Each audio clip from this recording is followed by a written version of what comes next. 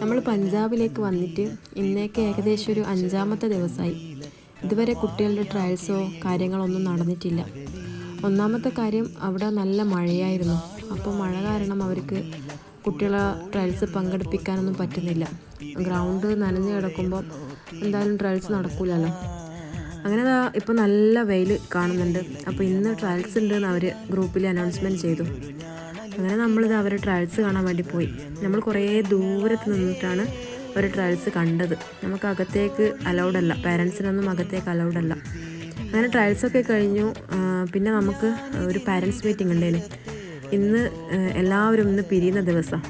അപ്പോൾ അതുകൊണ്ട് ഇന്ന് എല്ലാ പാരൻസും കുട്ടികളും അവിടുത്തെ കോച്ച്മാരെല്ലാം ആയിട്ട് ഒരു പാരൻസ് മീറ്റിംഗ് ഉണ്ടായിരുന്നു. അങ്ങനെ നമ്മൾ പാരൻസ് മീറ്റിങ്ങിലെല്ലാം അറ്റൻഡ് ചെയ്ത് കുട്ടികളുടെ ട്രയൽസ് ഒന്നും കൂടി ഉണ്ട്, അത് നിങ്ങൾക്ക് കാണാമെന്നുള്ളതിൽ നമ്മളെയും അകത്തേക്ക് കയറ്റി. അങ്ങനെ